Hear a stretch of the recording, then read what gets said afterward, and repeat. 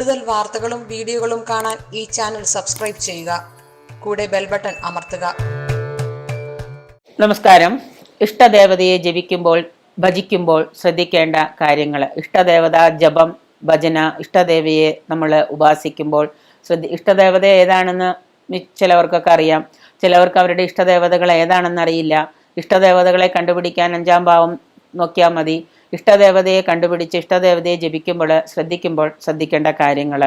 ഇഷ്ടദേവത ഓരോരുത്തർക്കും വ്യത്യസ്തമായിരിക്കും. ചിലവരറിയാതെ തന്നെ എന്തെങ്കിലും ഒരു ആപത്ത് സംഭവിക്കുമ്പോൾ എൻ്റെ ഭഗവാനെ എന്ന് വിളിക്കുന്നു. ചിലവർ എൻ്റെ ഭഗവാനെ എന്ന് വിളിക്കുന്നതിനോടൊപ്പം തന്നെ ചിലവർ എൻ്റെ ഭഗവതി എന്ന് പറയുന്നു, ചിലവർ മഹാദേവ എന്ന് വിളിക്കുന്നു. അപ്പം അതിൽ നിന്ന് തന്നെ നമ്മുടെ സബ് കോൺഷ്യസ് മൈൻഡിൽ ഉറങ്ങിക്കിടക്കുന്ന ഇഷ്ടദേവത ആരാണെന്ന് നമുക്ക് ഊഹിക്കാം. ചിലവർ അയ്യോ എൻ്റെ ഗണപതിയെ എന്ന് വിളിക്കുന്നു. അപ്പോൾ ഈ തരത്തിലുള്ള ഇഷ്ടദേവതകൾ കൂടാതെ ഒന്നും അറിയില്ല എന്നുള്ളവർ നമുക്ക് എന്താണ് ഇഷ്ടദേവതയെ നമ്മളുടെ ജാതകത്തിൽ ഗ്രഹങ്ങളുടെ പൊസിഷൻ നോക്കി നമുക്ക് മനസ്സിലാക്കാം. ഒരു സാധകന്റെ വ്യക്തിത്വം, പേഴ്സണാലിറ്റി, ജീവിത വീക്ഷണം, ഇഷ്ടാനിഷ്ടങ്ങൾ, ആദ്യം തന്നെ ഈ ഗുരുപദേശം തേടണം. ആദ്യം തന്നെ നമ്മൾ നമ്മുടെ ഇഷ്ടദേവതയെ ഭജിക്കാൻ തുടങ്ങുന്നതിന് മുൻപ് ഒരു നല്ല സ്വാത്വികനായ ഗുരുവിൽ നിന്ന് ഗുരുപദേശം തേടണം. ആ ഗുരുപദേശം തേടിയതിന് ശേഷം സാധകന്റെ വ്യക്തിത്വം, ജീവിത വീക്ഷണം, പിന്നെ ഇഷ്ടാനിഷ്ടങ്ങൾ, എന്തൊക്കെയാണ് ഇഷ്ടാനിഷ്ടങ്ങൾ എന്നുള്ളത് നമ്മൾ ആദ്യം ഗുരുവിനോട് പറഞ്ഞ് അതിനെക്കുറിച്ചൊക്കെ നമുക്കൊരു വ്യക്തമായ ധാരണ വേണം. അങ്ങനെയൊക്കെ അത് കണക്കിലെടുത്തിട്ട് ഇഷ്ടദേവതാ നിർണയം നടക്കണം. ആ ഇഷ്ടദേവതാ നിർണയം നടത്തിയതിന് ശേഷം അതിന് ഇഷ്ടദേവതയ്ക്ക് ഒരു മന്ത്രം ഉണ്ടാവും. ആ മന്ത്രവും നമ്മൾ എന്താണ് നിത്യേന ജപിക്കാൻ ആരംഭിക്കണം. അങ്ങനെ ആ ജപം ആരംഭിച്ചാൽ, ഇഷ്ടദേവതാ മന്ത്രം ജപിക്കാൻ ആരംഭിച്ചു കഴിഞ്ഞാൽ നിത്യജപത്തിനായിട്ട് പിന്നെ നമ്മൾ വേറൊരു മന്ത്രങ്ങളും പിന്നെ എവിടെയെങ്കിലുമൊക്കെ പോയിട്ട് തേടി പിടിച്ച് കണ്ട മന്ത്രങ്ങളൊന്നും നമ്മൾ ജപിക്കാൻ പാടില്ല. ഒരു ഗുരുവിൽ നിന്ന് ഇഷ്ടദേവതാ മന്ത്രം നമ്മൾ ദീക്ഷയായിട്ട് സ്വീകരിച്ചാൽ ആ മന്ത്രം നിരന്തരം ജപിക്കുക. അത് ഇത്ര ഉരു ജപിക്കണമെന്ന് ഗുരു പറയും, ആ ഇത്ര ഉരു ജപിക്കുക. അതുപോലെ തന്നെ ആ ദേവതാ നിർണയം ചെയ്യുക. ഓരോ ദേവതയിലും ഓരോ മന്ത്രം ഉറച്ചു നിൽക്കുന്നുണ്ട്. ആ മന്ത്രത്തിലും ആ ദേവതയിലും നമ്മൾ ഉറച്ചു നിൽക്കണം. ഇഷ്ടദേവതാ മന്ത്രം ജപിക്കുമ്പോൾ ആ ദേവതയെ നമ്മൾ വിശ്വസിക്കണം. കുറേ കാലം ഒരു ദേവതയെ ഭജിച്ചിട്ട് അടുത്ത ദേവതയിലേക്ക് പോകരുത്, അല്ലെങ്കിൽ ഒരു മന്ത്രത്തെ ഉപാസിച്ചിട്ട് അടുത്ത മന്ത്രത്തിലേക്ക് പോകരുത്. ആ ദേവതയെ, ആ മന്ത്രത്തെ നമ്മൾ ഉപാസിക്കണം, അതിൽ ഉറച്ചു നിൽക്കണം. ഒരേ സ്ഥലം തന്നെ ജപത്തിന് തിരഞ്ഞെടുക്കണം എന്നുള്ളത് ഒരു പ്രത്യേകതയാണ്. ഇപ്പോൾ എന്ന് വിചാരിച്ച് നമ്മൾ 21 ദിവസം ഗുരുദീക്ഷയായിട്ട് ഒരു മരത്തിന്റെ, ഒരു ആലിന്റെ, ഒരു അമ്പലത്തിന്റെ ഒരു ആലിന്റെ മുൻപിലിരുന്ന് കീഴിലിരുന്ന് ജപിച്ചു എന്ന് വെച്ചാൽ എന്നും ആലിന്റെ കീഴിൽ പറ്റിയെന്ന് വരില്ല. നമ്മുടെ വീട്ടിലെ ഒരു പൂജാമുറി ഉണ്ടെങ്കിൽ അവിടെ ഇരുന്നാവാം. ഇനി പൂജാമുറി ഇല്ലാത്തവര് വൃത്തിയും ശുദ്ധിയും ഉള്ള വീട്ടിൽ ഏതെങ്കിലും ഒരു ഇടം തിരഞ്ഞെടുക്കാം.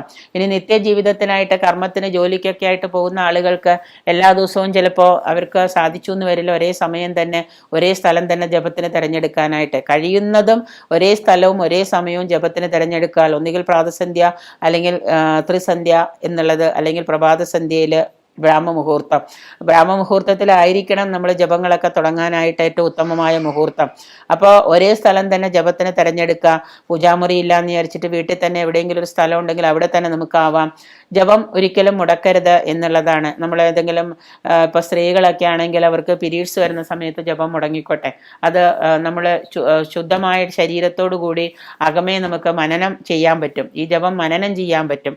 അശുദ്ധി ശരീരത്തിന് വന്നു എന്ന് വിചാരിച്ചിട്ട് നമ്മുടെ മനസ്സിനോ നമ്മുടെ ആത്മാവിനോ ഒന്നും അവിടെ തോട്ടം കെട്ടുന്നത്. അപ്പം നമ്മുടെ മനനമായിട്ട് നമുക്ക് ഈ ജപം നടത്താം.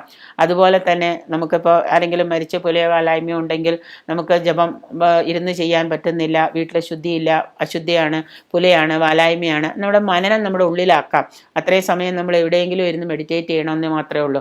അപ്പോൾ ജപം കഴിയുന്നത് മുടക്കാതിരിക്കുക. ഒരേ സ്ഥലം തന്നെ ജപത്തിന് തിരഞ്ഞെടുക്കണം ഒരേ സ്ഥലം തന്നെ ജപത്തിന് തിരഞ്ഞെടുക്കുന്നതാണ് ഉത്തമം. ഇനി നിത്യവും നിങ്ങൾക്ക് 108 അല്ലെന്നുണ്ടെങ്കിൽ 1008, ഗുരു എത്രയാണോ ദീക്ഷ തന്നിരിക്കുന്നത് അത്രയും തന്നെ അത്രയും പ്രാവശ്യം ജപം ചെയ്യാം. ജപം ആരംഭിക്കണം. ഇഷ്ടദേവതയെ നമ്മൾ ആദ്യം ധ്യാനിക്കണം. ഇഷ്ടദേവതയെ ധ്യാനിച്ച് ജപം തുടങ്ങണം എന്നുള്ളതാണ്. 108 ആവാം, 1008 ആവാം. ഇനി പറ്റുന്നില്ലെങ്കിൽ 336 ജപിക്കാം. നമുക്ക് ശ്രദ്ധയോടെ വേണം. തുടക്കത്തിൽ ജപം നമ്മൾ ആരംഭിച്ച് കഴിയുമ്പോൾ ആദ്യമൊക്കെ നമ്മൾ ഭയങ്കര ഉന്മേഷത്തോടെ ഉണർവോടുകൂടിയൊക്കെ ജപിക്കും. ജപം തുടങ്ങി കുറേ കഴിയുമ്പോഴേക്കും ചിലപ്പോൾ നമ്മുടെ മനസ്സ് നമ്മുടെ പിടിയിൽ നിന്ന് വിട്ടുപോകുന്നതായിട്ട് തോന്നാം. ഒരു യാന്ത്രികമായിട്ടുള്ള ജപമായിരിക്കാം. ചിലപ്പോൾ നമുക്ക് ഉറക്കം വരാം. ചിലപ്പോൾ നമ്മൾ അറിയാതെ കൂട്ടുവായിട്ട് പോകും. ചിലർ പറയും കൂട്ടുവായിട്ടുമ്പോൾ അതെന്തോ പാപമാണെന്ന് പറയും. അപ്പം അങ്ങനെ അറിയാതെ അനങ്ങാതെ ഇരുന്ന് ജപിക്കുന്ന സമയത്ത് ചിലപ്പോൾ മനസ്സ് കൈവിട്ട് പോവും, ശ്രദ്ധ പോവും, ഉറക്കം വരും. അങ്ങനെയൊക്കെ വരുന്ന സമയത്ത് നമ്മൾ എന്ത് ചെയ്യണം? പതുക്കെ ഒന്ന് എഴുന്നേറ്റിട്ട് അത് മുഖം ശുദ്ധമായ ജലം കൊണ്ട് മുഖം കഴുകുകയോ മുഖത്തൊന്ന് വെള്ളം തെളിക്കുകയോ അറിയാതെ ഒന്ന് അങ്ങോട്ടും ഇങ്ങോട്ടൊക്കെ നടന്നിട്ട് തിരിച്ചു വന്ന് ചിലപ്പോൾ 1008 രൂപയൊക്കെ ഇരുന്ന് ജപിക്കുന്ന സമയത്ത് ചിലപ്പോൾ അറിയാതെ എഴുന്നേറ്റിരുന്ന് ജപിക്കാൻ ചിലപ്പോൾ സാധിച്ചു എന്ന് വരില്ല, ശരീരം ഇളകാതെ അനങ്ങാതിരിക്കുമ്പോൾ. അപ്പോൾ നമ്മൾ പതുക്കെ ഒന്ന് എഴുന്നേറ്റ് മുഖമൊക്കെ ഒന്ന് കഴുകി മുഖത്തൊക്കെ ഒന്ന് വെള്ളം തെളിച്ച് പിന്നെ തിരിച്ച് വന്നിരുന്ന് വീണ്ടും നമ്മൾ ശുദ്ധമായ മനസ്സോടെയും ശരീരത്തോടെയും വീണ്ടും നമ്മൾ ജപം ആരംഭിക്കുക.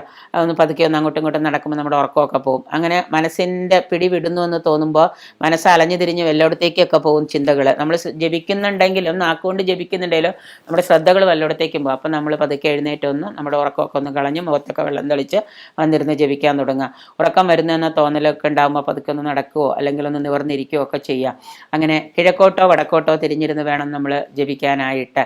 കിഴക്കോട്ടാണ് ഏറ്റവും കൂടുതൽ ഉത്തമം. കിഴക്കോട്ട് കിട്ടുന്നില്ലെങ്കിൽ വടക്കോട്ടേക്ക് തിരിഞ്ഞിരിക്കുക. അങ്ങനെ തിരിഞ്ഞിരുന്ന് ജപിക്കുന്നതാണ്. വെറും തറയിൽ ഒരിക്കലും ഇരുന്ന് ജപിക്കരുത്.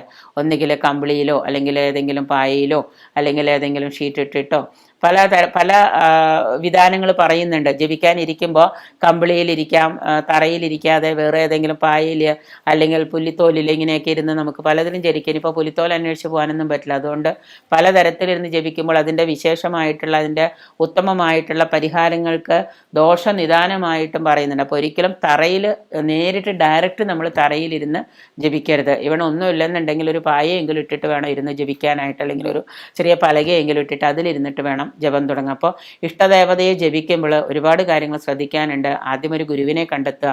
ഗുരുവിനെ കണ്ടെത്തി ഇഷ്ടദേവത ഇതാണെന്ന് ഉറപ്പിച്ച ശേഷം ഇഷ്ടദേവയുടെ മന്ത്രം കണ്ടെത്തുക. പിന്നെ ഈ പറയുന്ന കാര്യങ്ങളൊക്കെ ചെയ്യുക. അങ്ങനെ നമ്മൾ ഇഷ്ടദേവതയെ ഭജിക്കുന്നത് കൊണ്ട് നമുക്ക് ജീവിതത്തിൽ ഐശ്വര്യപൂർണ്ണമായ നേട്ടങ്ങളും സൗഭാഗ്യങ്ങളും വന്നെത്തും.